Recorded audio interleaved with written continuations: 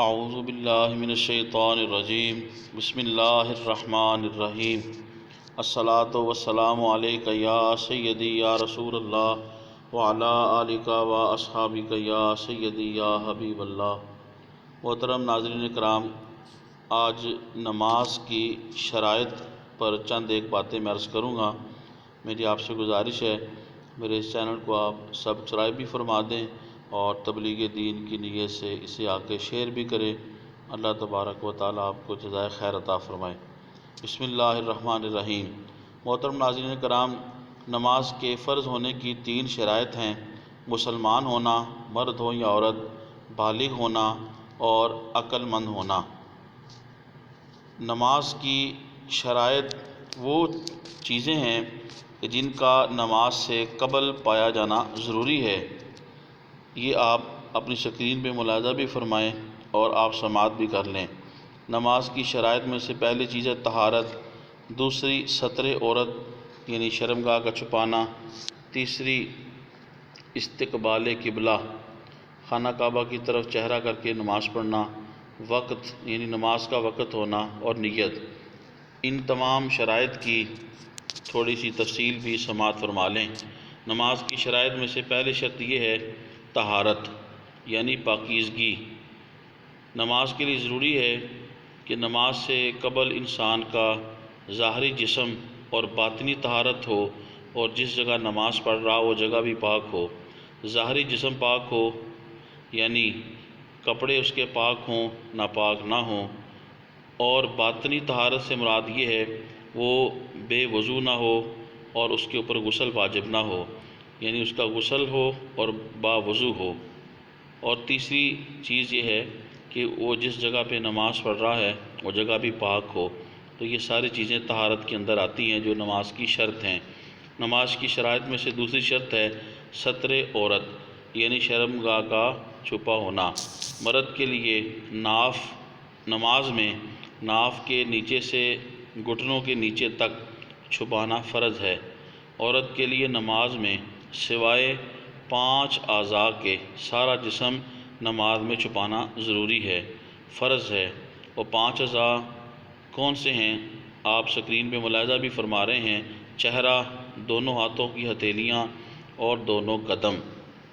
محترم ناظرین کرام، اگر دوران نماز عورت کے سارے بدن سے سوائے 5 اعضاء کے جو ابھی میں نے ذکر کیے، چہرہ، دونوں ہاتھوں کی ہتھیلیاں اور دونوں قدم، ان سوائے 5 اعضاء کے عورت کے تمام بدن میں سے نماز کی حالت میں اور مرد کے ناف سے گھٹنے تک کسی ایک عضو سے چوتھائی حصہ کھل جائے اور اتنی دیر اس کے اوپر کپڑا نہ رہے، کھلا رہے کہ نماز کا ایک رکن ادا ہو جائے تو نماز فاسد ہو جاتی ہے۔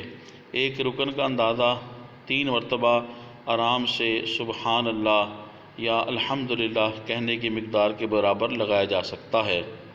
مثال کے طور پہ کہ آپ رکوع میں عورت ہے اور رکوع میں اس کے اس حالت کے اندر ایسا عضو جس کے اوپر ڈھپا ہونا یا اس کا چھپا ہونا ضروری تھا تو وہ اتنی دیر کھلا رہا کہ ایک رکن ادا ہو جائے تو نماز اس کی فاسد ہو جائے گی۔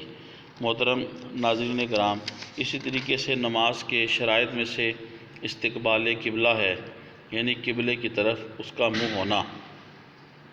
اگر نمازی کو معلوم نہیں قبلہ کس طرف ہے، یعنی سفر میں ہیں یا جنگل میں ہیں، صحرا میں ہیں یا کسی ایسی جگہ ہیں کہ جہاں قبلہ معلوم نہیں اور مسجد میں نہیں، محراب بھی نہیں کہ معلوم ہو سکے قبلہ اس طرف ہے، تو معلوم نہ ہو قبلہ کس طرف ہے تو نماز پڑھنے سے پہلے نمازی تحری کرے۔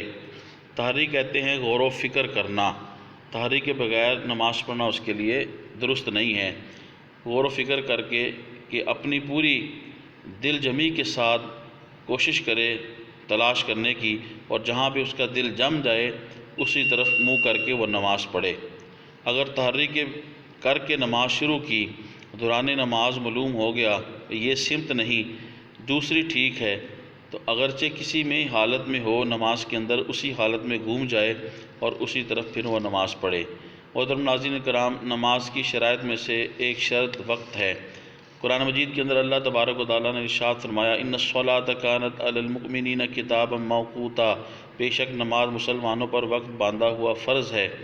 تو نماز کا وقت ہونا بھی، جو کہ پچھلی کسی ویڈیو میں نے عرض کیا ہے، وقت کے حوالے سے، نماز کے اوقات کے حوالے سے جاننے کے لیے یوٹیوب پر میری ویڈیو آپ ملاحظہ فرما سکتے ہیں۔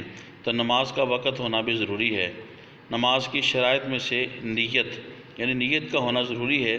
آپ کو پتہ ہو کہ آپ ظہر کی، عصر، فجر، مغرب، عشاء کون سی نماز پڑھ رہے ہیں، نیت میں اعتبار جو ہے وہ دل کی اور آپ کی باطنی نیت کا زیادہ اعتبار ہوگا۔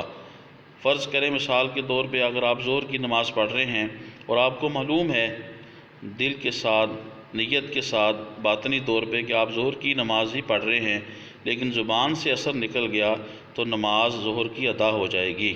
لیکن اگر آپ کو معلوم، دل کے ساتھ پتہ ہے کہ میں ظہر کی نماز پڑھ رہا ہوں اور وقت عصر کا ہے، تو اگرچہ آپ زبان سے اسی نماز کا نام لیں لیکن نماز نہیں ہوگی، معتبر جو ہے وہ صرف دل کی نیت ہی ہوگی۔ تو محترم ناظرین کرام، نماز کی شرائط جو ہے آپ اسے ملاحظہ فرمائیں، اسے یاد کریں اور دوسروں تک اچھے طریقے سے پہنچائیں۔ اللہ تبارک و تعالی ہم سب کو جزائے خیر عطا فرمائے۔ السلام علیکم ورحمۃ اللہ وبرکاتہ۔